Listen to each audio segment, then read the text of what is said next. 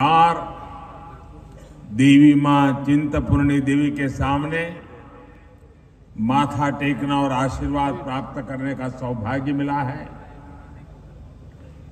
यहाँ के गन्ने और गंडियाली का स्वाद ये कौन भूल सकता है। साथियों, हिमाचल में रहते हुए मैं हमेशा सोचता था कि इस देवभूमि को प्रकृति ने इतना सुंदर वरदान दिया, इतना सुंदर वरदान दिया है। नदियां, झरने, उपजाऊ जमीन, खेत, पहाड़, पर्यटन की यहां इतनी ताकत है। लेकिन कुछ चुनौतियों को देखकर उस जमाने में मुझे बहुत अफसोस हुआ करता था, मन अफसोस से भर जाता था। मैं सोचता था कि हिमालय की, इस हिमाचल धरती की जिस दिन कनेक्टिविटी बढ़ जाएगी, हिमाचल में जिस दिन उद्योगों का लगना बढ़ जाएगा, जिस दिन हिमाचल के बच्चों को पढ़ने के लिए अपने माँ बाप, गांव, यार दोस्त छोड़ करके बाहर नहीं जाना पड़ेगा, उस दिन हिमाचल का कायाकल्प हो जाएगा। और आज देखिए, आज मैं यहां आया हूं तो कनेक्टिविटी से जुड़ा भी आयोजन है, शिक्षा संस्थान का काम और औद्योगिकरण के लिए भी बहुत बड़ी सेवा भाव से सौगात लेकर आया हूं। आज यहां यूना में देश के दूसरे बल्क ड्रग पार्क पर काम शुरू हुआ है।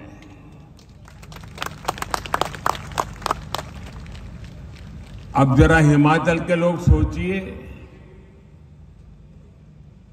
कठिनाइयों से भरा हिमाचल, प्राकृतिक विविधताओं से भरा हिमाचल, और हिंदुस्तान में 3 बल्क ड्रग पार्क बनते हो और उसमें एक हिमाचल के नसीब आ जाए, इससे बड़ी कोई भेंट सौगात हो सकती है दोस्तों?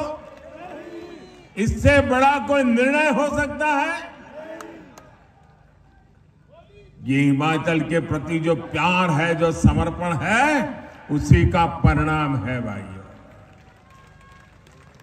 कुछ देर पहले ही मुझे अंब अंदौरा से लेकर दिल्ली तक की भारत की 4थी वंदे भारत ट्रेन को हरी झंडी दिखाने का सौभाग्य मिला। ये भी सोचिए, देश में 4थी वंदे भारत ट्रेन, इतना बड़ा हिंदुस्तान, इतने बड़े बड़े शहर, लेकिन 4थी ट्रेन अगर मिली तो मेरे हिमाचल को मिल गई।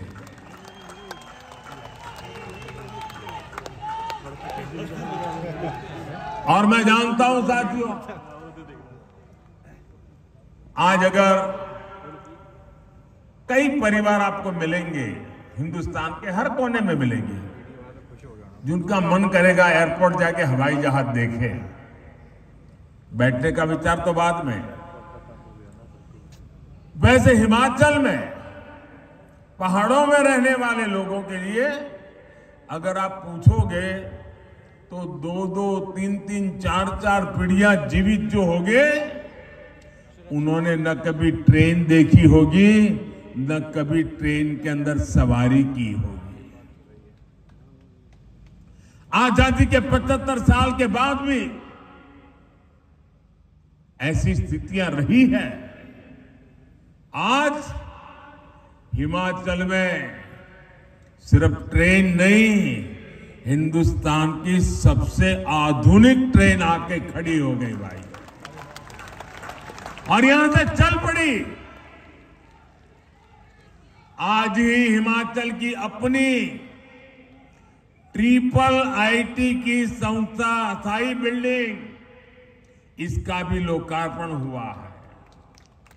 प्रोजेक्ट इस बात की झांकी है कि डबल इंजन की सरकार हिमाचल को किस बुलंदी पर देखना चाहती है।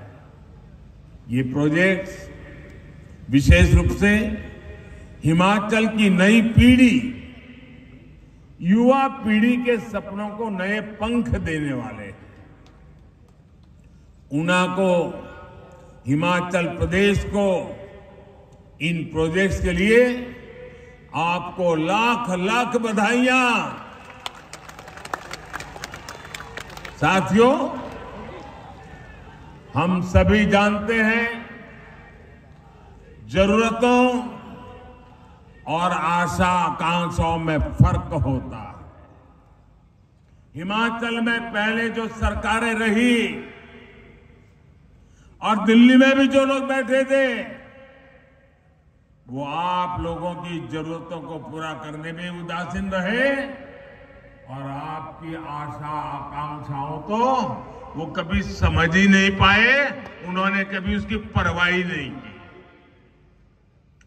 इसका बहुत बड़ा नुकसान ये मेरे हिमाचल ने उठाया है, यहां की युवा पीढ़ी ने उठाया है, यहां की माताओं बहनों ने उठाया है।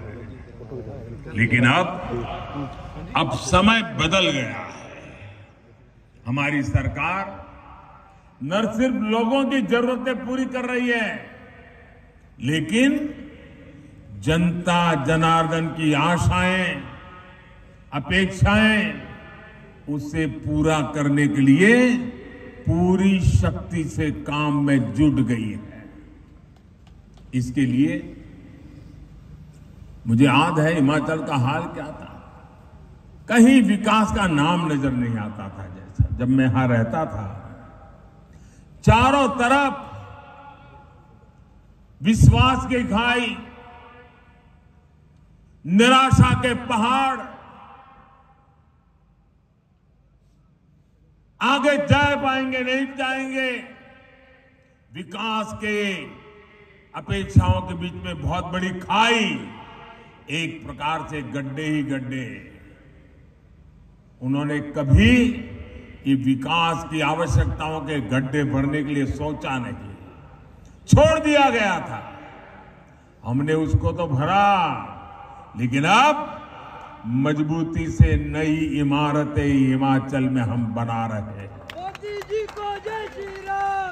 साथियों, जय श्री राम। दुनिया के कितने ही ऐसे देश हैं जिन्होंने 20वीं सदी में ही, पिछली शताब्दी में अपने नागरिकों को, भारत में भी गुजरात जैसे कई राज्य हैं, ग्रामीण सड़कें, पीने का साफ पानी, शौचालय, आधुनिक अस्पताल, ये सुविधाएं मुहैया करा दी थी।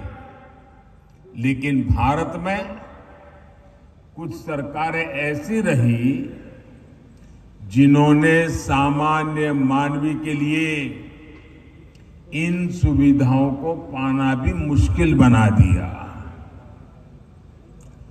हमारे पहाड़ी इलाकों ने तो इसका बहुत खामियाजा भुगता है, और मैंने तो यहां रहते हुए सब करीबी से देखा है कि कैसे हमारी गर्भवती माताओं बहनों को रोड के अभाव में, सड़क के अभाव में अस्पताल जाने तक में कितनी दिक्कत होती थी। कितने ही हमारे बुजुर्ग अस्पताल पहुंचने के पहले ही दम तोड़ देते थे। भाइयों बहनों, पहाड़ के रहने वाले लोग जानते हैं कि रेल कनेक्टिविटी ना होने का, उसका ना होने का, उस वजह से वो एक प्रकार से दुनिया से कट जाते हैं।